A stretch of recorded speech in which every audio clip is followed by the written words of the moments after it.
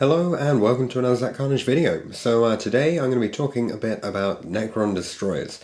Now these are actually some of my favourite models from the whole of 40k universe, and they're actually part of the reason why I got into Necrons, because they just look awesome. I mean, look, it's a robot that is flying with a huge gun.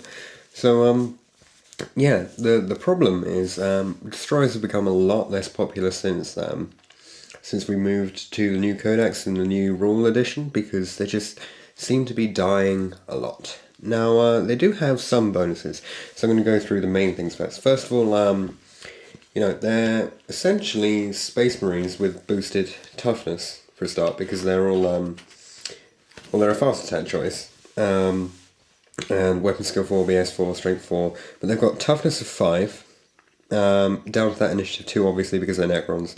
Leadership 10, save with 3+. So the toughness 5 is good, because that means that it's a lot harder for your opponents to hit you. Now, unfortunately, a lot of people are going on about how toughness 5, yeah, we're going to survive forever. But the problem with destroyers is you only get a unit of 5, only 1 wound each. So they still are going to go down. And it happens a lot faster than people seem to realise when they're talking about this. And that's the main problem I have with my destroyers, is they just get cut down way too fast. And for 40 points per model, that just becomes a problem for me. So part of the reason for that is because I tend to deep strike them. This is probably a bad idea, but I end up scattering into a bad place, and I just get shot up. So yeah, if you want to use destroyers, really, first of all, I'd say avoid deep striking, just because I've had bad experiences with it, so I'm going to avoid it next time. And you want to stay away from your enemies. So these funky weapons here, the Gorse Blasters, which each destroyer has, they're pretty powerful weapons. Range 24, strength 5, AP 3, assault 2. So you're getting 2 shots which are going to cut into Marines, which is very nice. Very nice anti-marine or marine equivalent for your for fighting back against the stupid Space Marines, as I like to call them. So yeah, the only problem with that is 24-inch range. So your opponent's going to be able to shoot back at you. And considering that this is specifically a shooting army, the Necrons is specifically a shooting-based army, the fact that you're going to be within enemy range is really a big problem. So you've got to use their maneuverability, the fact that these guys are jump infantry, to try and stick out of situations. Basically, you want to find a weak enemy unit, or one without too many guys. So we've got 10 shots here. Don't expect to kill 10 guys with it.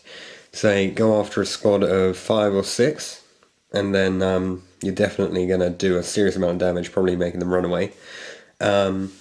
Or pair these guys with some other shooting unit, perhaps using some help from Immortals to take down that unit. But the point is that you want these guys to be finishing off and tearing into your opponent's well-armoured units, without going straight up against the wall. Really avoid sending these guys up the front, because that is where they're going to get destroyed straight away. The problem is when your opponent focuses fire on you. What you want to do is focus your fire on any unit which you think is starting to come at these guys. Now, there are many ways to do this.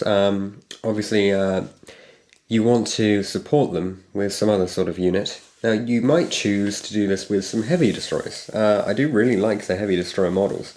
Problem is, they do have a good range, with the 36-inch range, strength 9, AP 2, but you only get the 1 shot per model, and they're also quite expensive. So perhaps it would be a better idea to pair them up with some other choices. Now, the go-to choice for your Necron army would be the Wraiths. But if you want to run a fully themed army, then you're probably going to be avoiding using Wraiths, because they fill up a fast attack choice.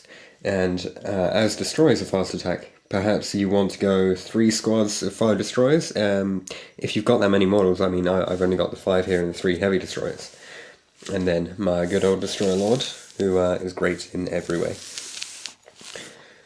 So yeah, if you want to use these guys, you've got to pair them up with some other unit. Now, if we look at the effective units in an army to take, perhaps you might prefer to take a Doom Scythe with them. Now, a Doom Scythe is one of my favorite choices to go with the Necrons. It's quite expensive at 175 points, but it's one of the most effective killing units in the whole army. So if you want, you can have these 5 guys going out into battle and starting to tear up stuff, and whenever you see something heading towards them, you send in the Doom Scythe and just blow it apart. That's one option. Or you could choose to do that with something else. But the point is that if you want these guys to last, you're going to have to defend them with some other unit. Now, it's probably a good idea to have these guys all fire on a single unit, and then send in your race with the help of a Destroyer Lord. Because then you could still say, you know, it's a destroyer army, so it's still kind of themed. And also, that's actually a very effective way of taking stuff down, because we already know that wraiths are incredibly effective in close combat. And if you've riddled your opponent with shots from these guys, then you can pretty much wipe out any unit on the table. Anyway, thanks for watching this video. There will be more updates on using a Destroyer Wing in the future. If you've got any comments, don't forget to leave them down below. And don't forget to enter my subscriber competition. I'll put a link up to it. I'll put a link down in the description. And I'll see you guys in the next video.